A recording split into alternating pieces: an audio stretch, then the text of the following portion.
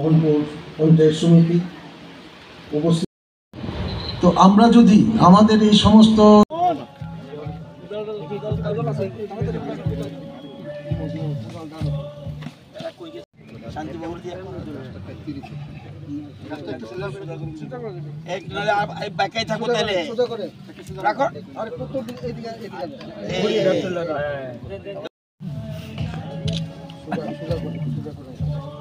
একদম স্ট্রেট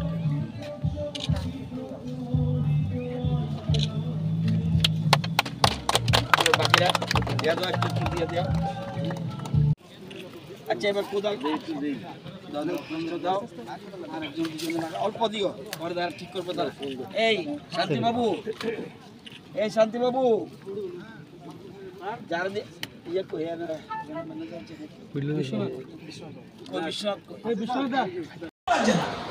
গত বছরের মধ্যে এবার হলো রাবার কি উৎপাদন হলে ও আন্তর্জাতিক বাজারে দাম কমবে, মাঝে মধ্যে রাবার রাখ হয় রাবার চাষিরা কয় এবার মাইকেস, আবার কয় এবার ভালো হয়েছে।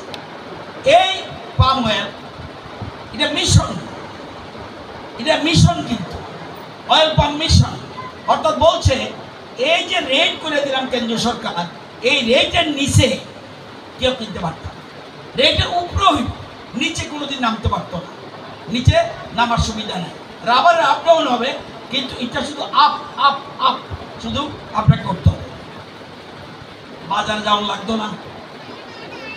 এখানে আমি গেছিলাম মালয়েশিয়া, সেখানে দেখছি এখানে মধ্যে প্রসেসিং সেন্টার, এই পতঞ্জলি গ্রুপ কোথায় প্রসেসিং সেন্টার করেছে? ওই খুমলুঙ্গির কাছে, ওয়েস্ট ত্রিপুরাতে করেছিল। আর আরেকটা গ্রুপকে আমরা তিনটা ডিস্ট্রিক্ট দিচ্ছি, এরা নর্থ, ধলাই, ঊনকোটি। তারা কোথায় করেছে? তারা একটা করছে নালকাটা, এখানে তারা অলরেডি স্টার্ট করে। শুধু এটা না, তারা ঠিক করেছে রিসার্চ সেন্টার। ভারতে কোনো বেসরকারি রিসার্চ সেন্টার ভারতবর্ষে নেই, প্রাইভেট। আমি যখন গেছি ওখানে, সেখানে বলছি না আমাদের রাজ্য করে, সেটা ইয়ে গ্রুপ না না গডরেজ কোম্পানি। বললাম তোমরা তো ওখানে আছো, ওখানে যে গেছি বিজ্ঞানীদের কাছে, তারা বললাম তোমরা এখানে একটা রিসার্চ সেন্টার করো, যাতে আমাদের ভারতবর্ষ যেহেতু প্রাইভেট কোনো রিসার্চ সেন্টার নাই, তোমরা করো। আগে নালকাটাতে, সেখানেও আমি ওখানে ওপেন করে দিয়ে এসেছি, সেখানে কাজ চলছে। এবং এই যে আমাদের টার্গেট কি, ভারত 2012 যদি লাগাতাম, আজকে অনেক কৃষক লাভবান হয়ে যেত। এতদিনে প্রচুর মানুষ কি কেন করলো না আমি জানি না। কোন মানুষ আছে গণতন্ত্রের সুবিধা নিয়ে, কোন মানুষ আছে গণতন্ত্রের সুবিধা নিয়ে চেয়ারে বসে, কিন্তু দেশের স্বার্থ দেখে না। এরা ভাবে যদি স্বয়ম্বর হয়ে যায়, তাহলে তো চীনের থেকে উপরে উঠে যাবে, আমেরিকার থেকে উপরে উঠে যাবে, পাকিস্তান থেকে উপরে উঠে যাবে, অন্য কেউ আমি বলছি না কে, আপনারা জানেন, ক্ষমতা বসে পাবলিকের স্বার্থে যদি কাজ না করে, এটা কিসের স্বার্থ? আজকে 2012 একটা লাগালো না গাছ, যেটা মালয়েশিয়া, সেখানে আমি নিজে গিয়ে দেখে এসেছি। এবং আপাতত সেখান থেকে আমাদের বীজ আসছে, কিন্তু এর মধ্যে আমরা অনেক নার্সারি করে ফেলেছি। আমরা নার্সারি করেছি কোন জায়গায়, প্রত্যেক ডিস্ট্রিক্টে আমাদের নার্সারি আছে। এখন আবার ফটিকছড়া চা বাগানে তারাও চিন্তা করেছে, তারা একটা নার্সারি করবে। এবং কালাছড়া চা বাগান, তারাও চিন্তা করেছে একটা চা বাগান করবে। কিন্তু যারা শ্রমজীবী মানুষ, আপনারা মনে রাখবেন, চা বাগান ধ্বংস করে পাম অয়েল নয়, ক্লিয়ার হয়ে যাওয়া উচিত। চা বাগান ধ্বংস, আমি ওনাকে এত দেখতে পারি না, একটা জিনিস আই এপ্রিসিয়েট, কোন বাগানের মালিক, কোন চা বাগানের মালিক নতুন করে চারা লাগানো চায়। এই ভদ্রলোকের এই বাগানে কত গাছ ছিল? 65,000 চা গাছ।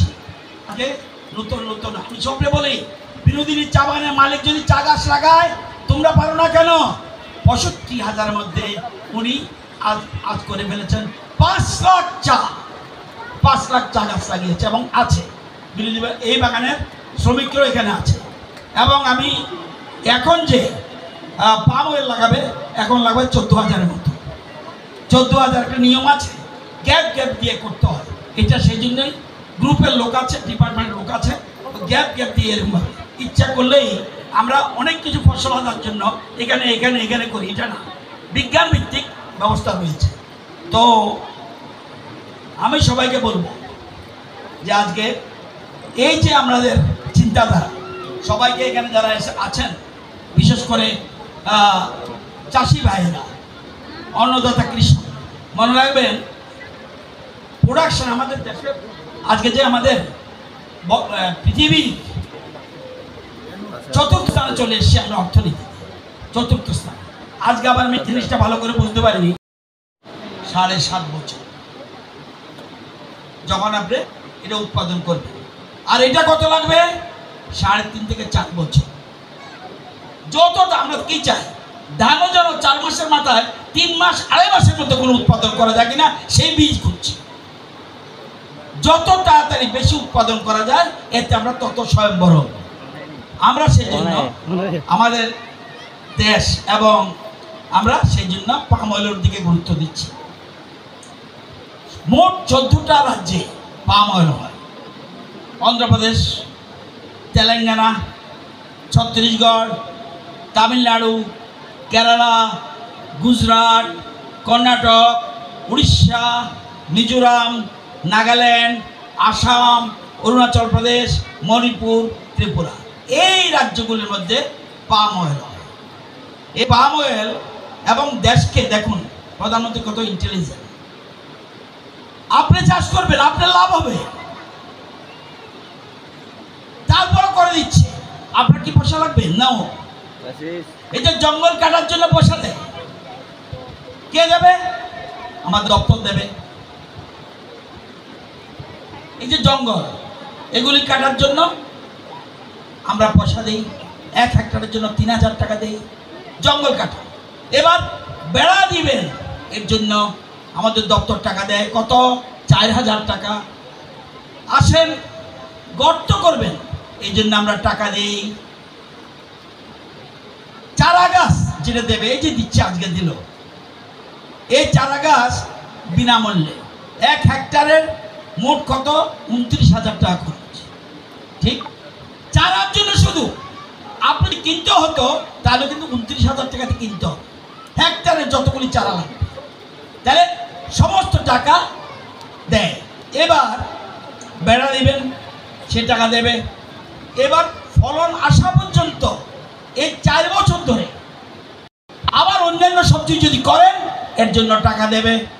ফলন আসা অবধি কত দেয়? 6,250 টাকা। এবার মাঝখানে ফসল লাগাবেন, অন্য ফসল রাবার গাছে লাগাতে পারবেন না, এখানে লাগাতে পারবেন, এই জন্য কত দেয়?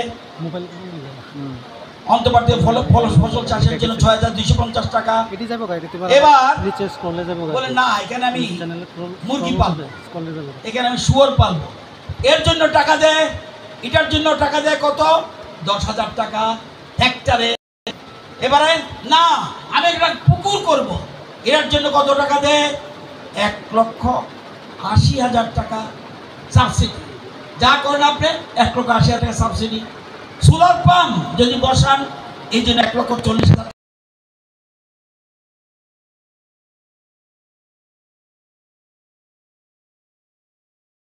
থেকে চাল আনতে হয় না। আমাদের দেশের 140 কোটির উপরে মানুষ, তাদেরকে দিয়েও আমরা বাইরে চাল পাঠাই। আমরা মাছ বিদেশ থেকে আনতে হয় না, আমরা ডিম বিদেশ থেকে আনতে হয় না, আমাদের দুধ বিদেশ থেকে আনতে হয় না, আমরা স্বয়ংভর। দেশের প্রধানমন্ত্রী নরেন্দ্র মোদীজি দায়িত্ব নেওয়ার পর বহু কিছুতে আমরা স্বয়ংভর হয়ে গেছি, অর্থাৎ কারো উপরে আমাদের নির্ভর করতে হয় না। আমাদের ভোজ্য তেল, খাবার যে তেল, কিসের থেকে হয়? সরষা, তিল, বাদাম, আর কি নারকেল, সয়াবিন, সূর্যমুখী ফুল। সূর্যমুখী ফুল, সয়াবিন, বাদাম, তিল, নারকেল, এগুলি থেকে আমরা তেল পাই। কতটুকু আমাদের দেশের যত মানুষ আছে সবটা হয় না। কতটুকু হয়? মাত্র 48%। 52% বাইরে থেকে আনতে হয়। খুব গুরুত্ব দিয়ে বুঝবেন। এই যে বলছি, তো বাইরে থেকে আনলে ক্ষতি কি? আমাদের ক্ষতি আছে। আমাদের দেশের টাকা বাইরে চলে যায়। কত টাকা যায় প্রতি বছর? প্রায় 80 থেকে 90 হাজার কোটি। 80 থেকে 90 হাজার কোটি বাইরে চলে যায় প্রতি বছর। প্রধানমন্ত্রী বলছে এটা তো বিপজ্জনক। তাহলে কি করতে হবে? তাহলে আমরা নিজের পায়ে দাঁড়াতে হবে। আমাদের ভোজ্য তেল উৎপাদন আরও বাড়াতে হবে। এবং পরীক্ষা করে দেখেছে যে আমাদের দক্ষিণ ভারত এবং উত্তর পূর্ব, নর্থ ইস্ট এবং সাউথ ইন্ডিয়া এই পাম অয়েলের জন্য সবচেয়ে ভালো জায়গা। এবং 2012 সালে, আজ কিন্তু 12 সালে ভারত সরকার বলেছে নর্থ ইস্টের দিকে তোমরা যত বড় পাম অয়েল করো। আমি জানি না কেন আগের সরকার করতে গেল না।